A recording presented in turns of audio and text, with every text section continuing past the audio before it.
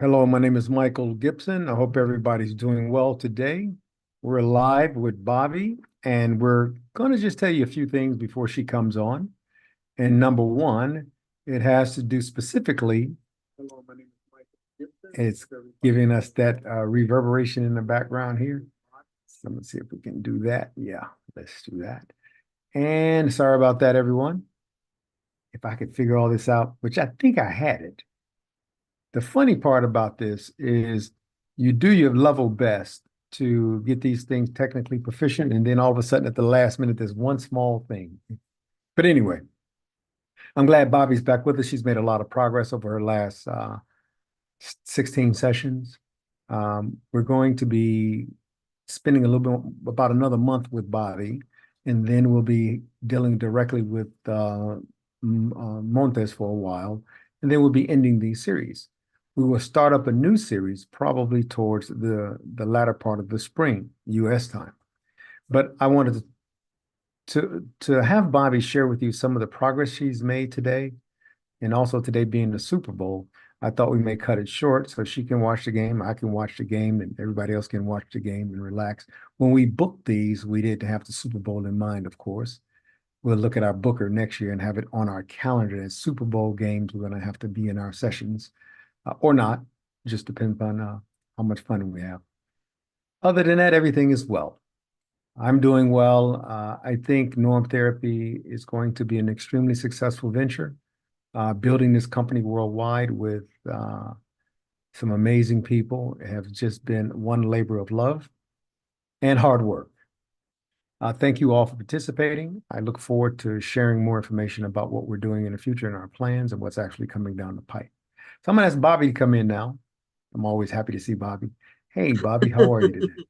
Okay, I can be better. I can be better. well, there you go. I'm gonna move my picture to this side so I can be over here. So when I'm looking at you, it look like I'm actually looking at. I hope that's the case.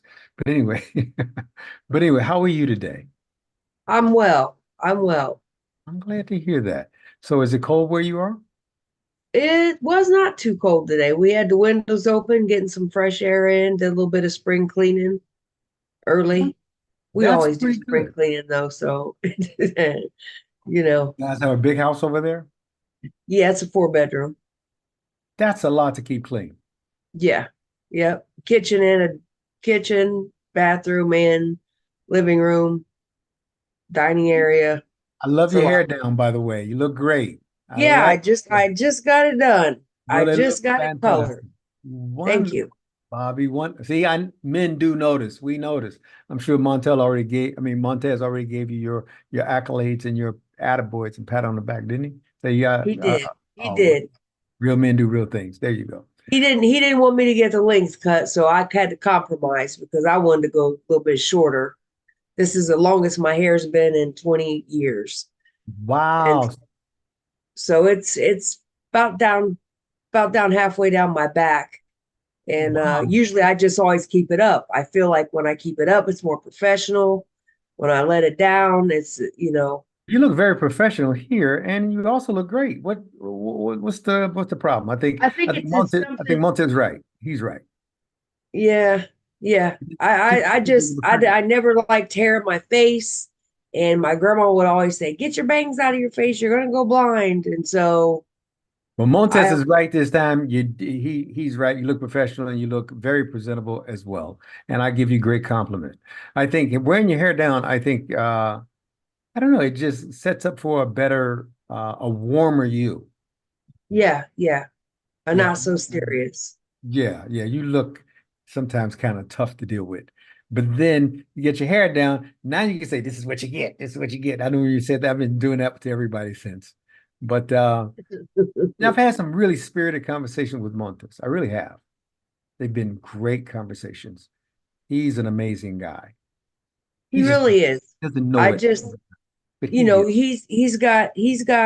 I didn't start from a very polished cloth or a very smooth stone, so to speak. I had a lot of rough edges that is got refined during my norm therapy process. And so I have to have patience.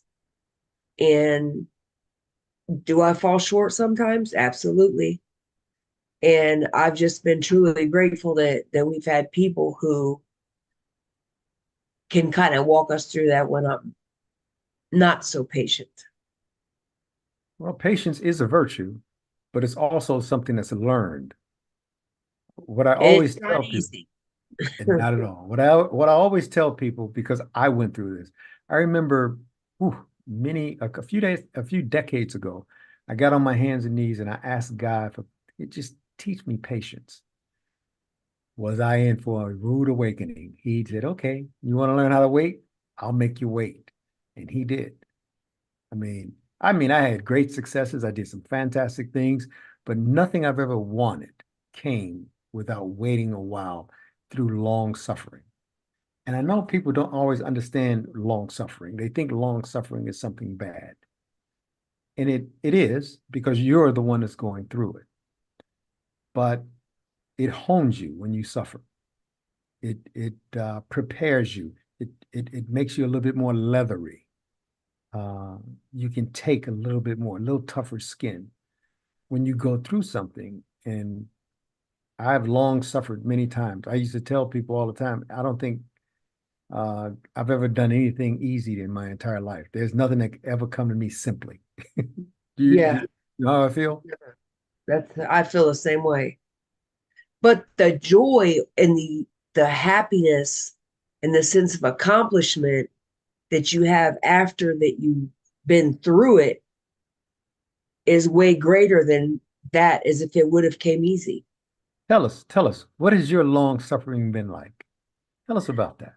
I mean, my long suffering has been broken relationships with my children, broken relationships and my other, intimate relationships, um, shame and guilt and strife and not knowing from where I'm going to stay from pillar to post or staying in a vehicle or not knowing where my kids were they cold? Um, it's just been a journey that I wouldn't wish on anyone, multiple times in and out of incarceration, uh, the loss of my father to an overdose, my grandmother to Alzheimer's, my grandfather, they just cut me out of the will when I started mixed races. It's just been one thing after the next. It's just, then I lost my mom of cirrhosis of the liver. So, you know, uh, Then you lost your children, and you lost your first yeah, children, and you lost their father. He was murdered. yeah, yeah. I've lost a lot of close friends to overdoses. I've lost mentors that who mentored me.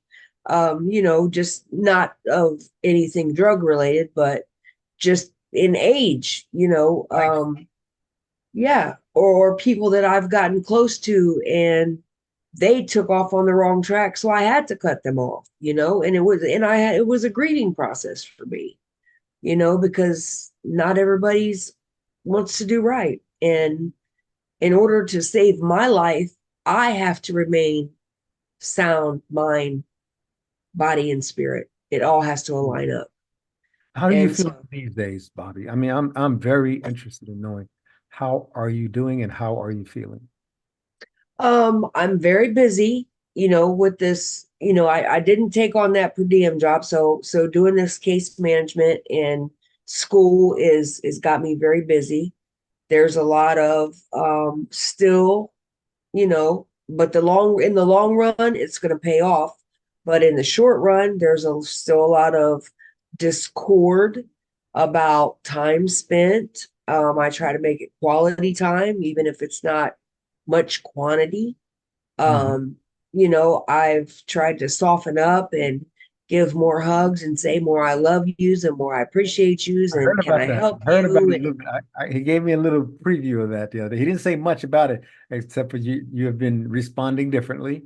This is always good. You got to start somewhere, Bobby, but keep going. Tell us about I mean, even up and until last night, like I had to, I was just kept thinking, zip it, lock it, put it in your pocket, zip it, lock it, put it in your pocket, because sometimes it's the song that never ends, and not to say that he wasn't right or I was wrong, but it was a clash of, hey, I'm going to complete this. I started this school. I want to do this. It's going to increase my pay.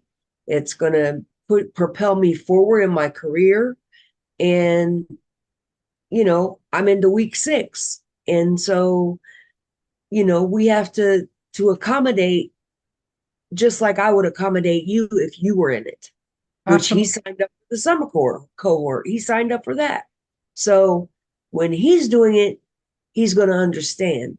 He starts his job Tuesday. He didn't get the one at the freezing thing. So I did plug him in to where I'm at, just a separate location. We can't work at the same location.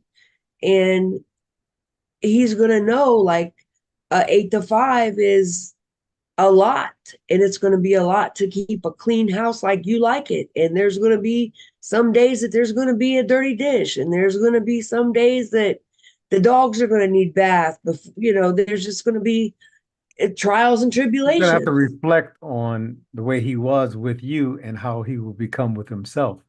That's Yeah, yeah, always unraveling. That will always be work. But at yeah, least you know it's coming. You know it's yeah. And so I can prepare for it, and have you in your life had to be both a man and a woman in your relationships? I have, he tells me that all the time. Yeah. But see, this is my thing. Because I've been let down so much from putting my keys to happiness in someone else's pocket, I don't always do that. And in my mind, when I'm not using my heart, I'm using my mind, and I know it's not the right decision, I'm going to make that decision and I'm going to stand by it.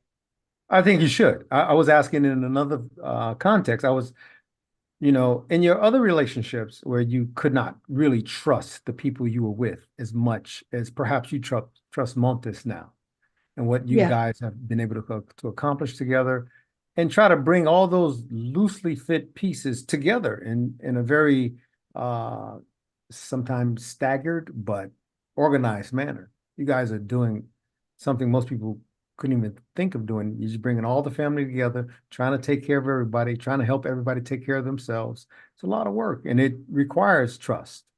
It requires trusting your mate. And now that you both are both working and envisioning a path forward together, you're going to have to be vulnerable sometimes. Yeah. Yeah.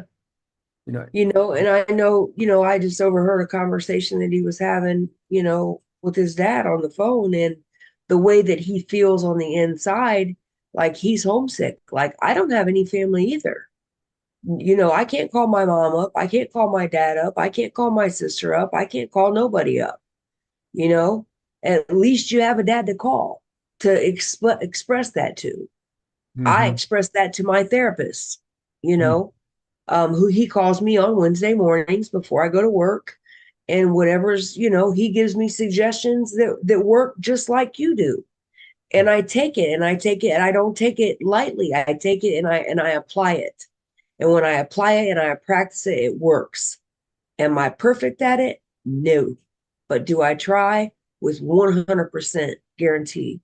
I have tried and tried and tried.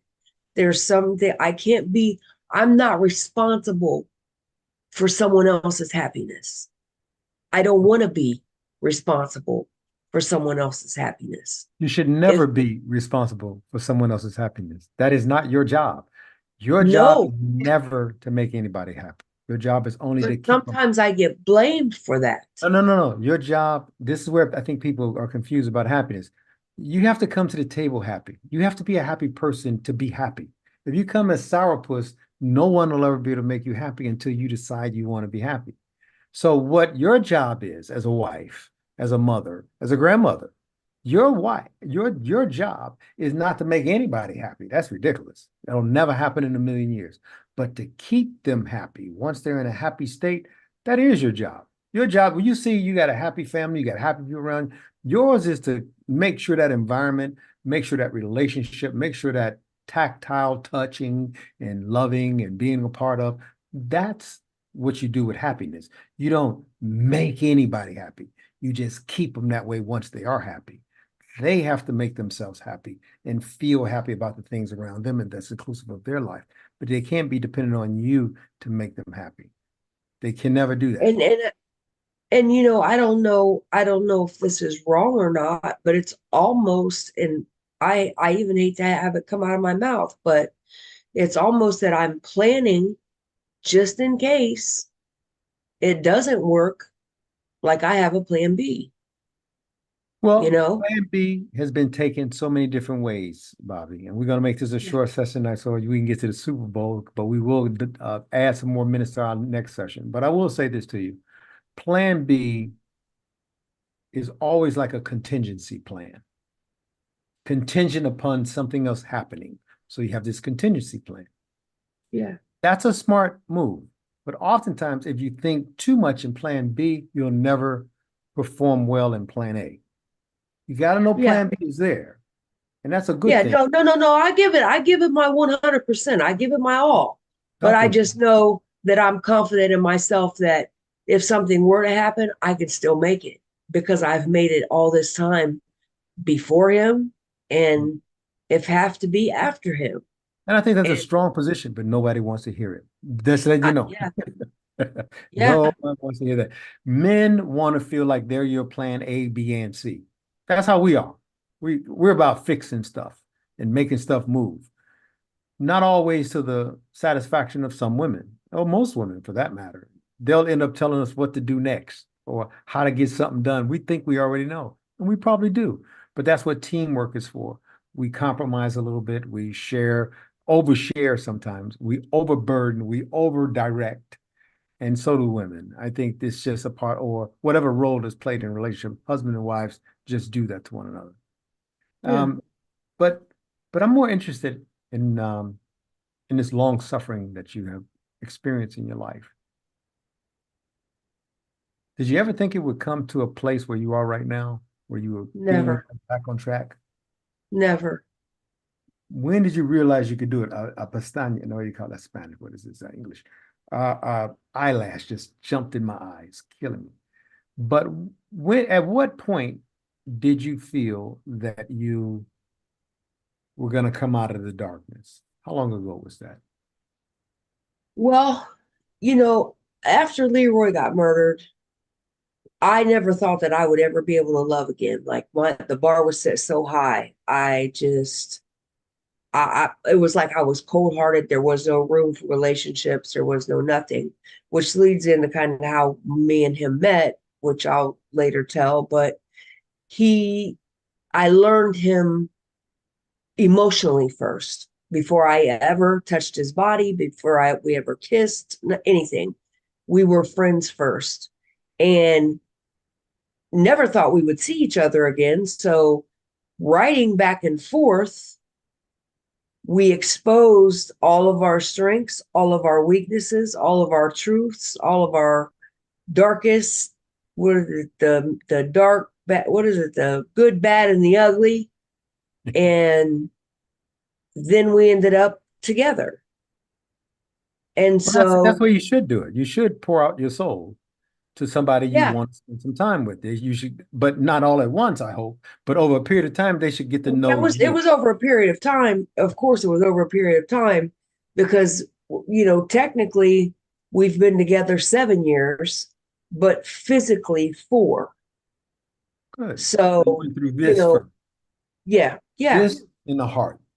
So you yeah, did both of those. Okay. You know, the heart is much smarter than the brain will ever be about people, even though people don't know how to read their own heart. But the heart is much smarter than the brain.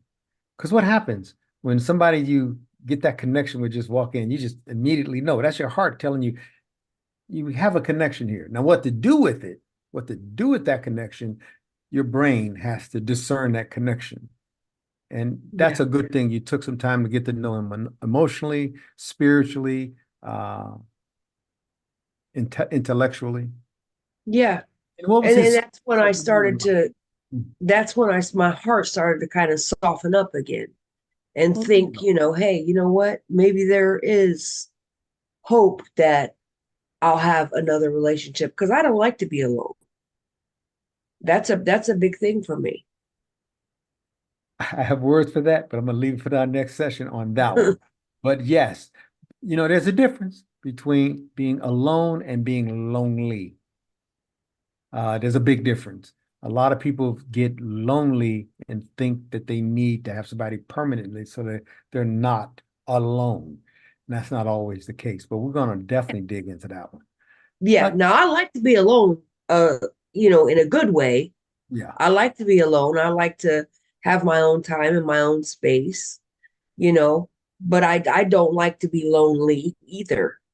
Yeah. Um, but when you have a husband, you should be able, like we're gonna fix the garage up so he can have his own space because we're kind of cramped where we are. Yeah. You need a And man so, cave. He needs a man cave. yep, yep. So we're gonna create it, and our room's gonna go upstairs, and then I'll have my office space, and the boys will be downstairs. They'll have their own space, and I think that'll work a lot better. Yeah. People being spread out even though that's a large home, it's still not large enough when you have many people going into many different directions all at the same time, all the time. That that could be like one of those 15-lane thoroughfares, or what do they call them, where you got all those roads coming, spaghetti junction, you know. Yeah, Yeah. But your long suffering has interested me for a while because you're tough. And I'm sure you've sat in your corner some nights and just poured your heart out, cried yeah. yourself to sleep. Do Or you in the find shower. your toughness offensive? Um, I don't, but some people do. The whole idea of me asking the question is, how does people take your toughness? How do people take your toughness? Well, it's the strength wrapped in the struggle. And I think that once someone gets to know me, they'll know why I am the way that I am, or maybe why I have to have tough skin and broad shoulders. I've probably carried the weight of the world on my back for so long that it's hard for me to put it down What's the sometimes. weakest thing about you? I take on way too much and I love way too hard. And are you working on those two areas? Absolutely. Because that's where you find your strength, in your weaknesses, not the other way around. In your weaknesses, that loving too hard and taking on too much is something that hurts you over time. And Yeah. you have to find the strength to control it and bring it up to some level of balance and accomplishment within yourself, so you can feel good about those two things instead of bad. So that you're Yeah. right. There's strength in the struggle, but there's also strength in your weaknesses. And you have to find those, and that's what you work on. You don't need to work on being tough. You're already that. You don't have to really work on that. That comes to you naturally. But loving so hard and giving too much of yourself towards you deplete yourself Yeah. can be very, very abusive to yourself. You have to be careful about that. So if that's the weakest thing about it, that's not bad, Bobbi. That's not bad at all. I think another weakness you have is when a person needs compassion, you don't always give it to them. Yeah. I'm not sure how. Ooh, okay. You're not giving me compassion right now, but I would say you're a very compassionate person. It comes natural. Compassion is natural. It's you being vulnerable to the other person to be compassionate. You have to first be vulnerable to that person or that circumstance. And you're not always likely to want to be vulnerable. And I think that could be a big obstacle for you. So being vulnerable and being available to that circumstance, I do believe will grant you what you need to provide compassion and more empathy. I think you're very empathetic. I think you just don't show it. I And think and so what does that look like though? Like what, how do I do that? Because I don't know when I'm not doing it or when I trust, am doing it. trust. You have to trust that the other person receiving your compassion is not use it, will never use it against you. And you can't always trust that because of your experiences. So you have to start being more and more vulnerable to it and allow that person that understanding that this is what you need from me. And the only way you can get it is if I can trust you to give it to you. See, it's not just your part being compassion. The receiver of the compassion has to know what the rules of the games are, what the game is as well. You get it? You have to tell them the rules, and y'all have to agree upon them. That when you're something you don't often do well, you said show compassion because bad things have happened around you so much, you're conditioned to go, oh, okay, that happened. Well, let's pick up the pieces and keep going. Instead of, oh, are you okay? Well, everything will be all right. I do love you too. And everything. Sometimes people just want to hear you appreciate them and that you care that they made this grand effort and that it's a big deal to you too, just like it is to them. Then they feel like not that they're even with you or getting a lick back, more like they're a part of that effort, a part of that joy, a part of that appreciation, a part of that gratification. I think that's what people look for when they get that compassion and that empathy that everyone needs it at some point to some level. Some people need it more than others, and you have to measure that as well. How much does your mate or your children or whomever in your life, how much do they need of you without it being so exhausting and taxing that you can't be you? Yeah, it's People got to be a pleasing balance. is people pleasing is bad. I think it's one of the quickest ways to spot abuse. When you're people pleasing, you should enjoy pleasing them because it's a good thing to please some other people and getting them an extra plate of food or making up their bed in the morning for them when they forgot or people pleasing is great. The only time people pleasing isn't great is when it hurts you.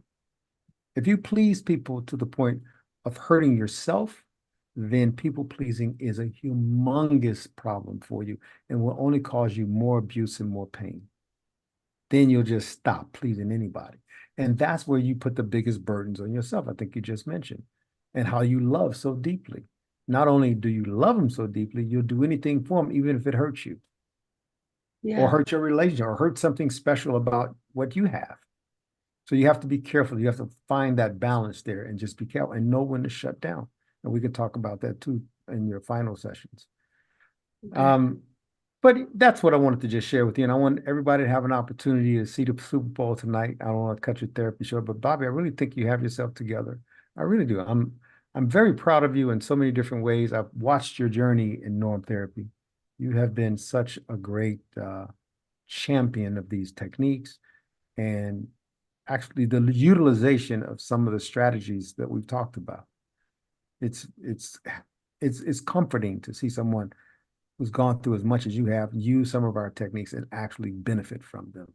And like just what you Yeah. said, your therapist calls you every Wednesday morning and you talk before you go out. That's your kicker. That's your mental health side. But on this side, your abuse care is what we're Yeah. dealing with. You Yeah. know, somebody asked me how much experience we have in the abuse care industry. I mean, in the mental health care industry. Other than reading and studying people and dealing with mental hygienists my whole entire adult life, I chose not to get the licensures and all that because I can't do what I'm doing with abuse care with those. They pretty much govern once you have a license what you say and do with everything. That's why we have that big disclaimer on our website and all of that. So I'm going to read this real quick and then I'll let you out of here. So if you Okay. enjoyed and you got something out of today's session, please show your support by sharing this video, subscribing to our channel, liking it, and please make comments. Thank you.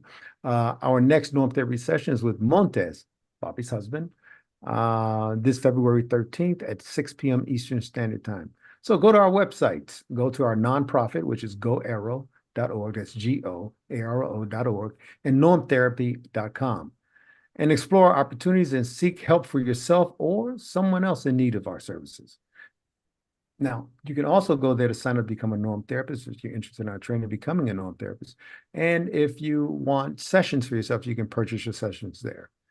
Thank you for joining us tonight and today. Enjoy the Super Bowl, and we look forward to seeing you again on Tuesday. Bobbi, sorry about this short session today, but I know That's you probably got okay. some Who are festivities. you rooting for? That's all I want to know. If I told you, I'm going to hit, I never do it online, but you know what? To be very honest, I couldn't even tell you who's in the Super Bowl. I can't even tell you. I'm going to go find out right now. I've not been in sports this year at all. It's the best game of the year. Okay, who's there? Who's there? Who's playing tonight? Kansas City Chiefs, I know. Okay. Well, see, everybody's watching for the. I used to have this thing where I dealt with a lot of athletes, and then when I work with them, I'd say, okay, I'll watch a game if you're paying me a salary or paying me my fees. But now I don't deal with athletes, so I don't watch any kind of sports at all. But I just I think I Kansas like City the Super Bowl 49. because that it's the like it's the morale and everything is up and Yeah, the it's just festivity of it. It's really yeah, hot. it's festivity. It is a big festivity. And then the halftime shows where everybody really San Francisco 49ers and the Kansas City Chiefs are at. But I don't root for any one of them. I could care less at this point. But I Yeah, do enjoy a it's good all time. about the game. Exactly. And the halftime show. So, and the Yeah. commercials. So they make it about something every year. So I look forward. Bobby, it's always good talking to you. Enjoy your game tonight. I got a little work to do, but I'm gonna try and peek in on all that other stuff in the festivity. Okay. Okay. Thank All you all. right. I'll see you Enjoy Sunday. your game to our audience, and I look forward to talking to you soon. Okay. Bye bye.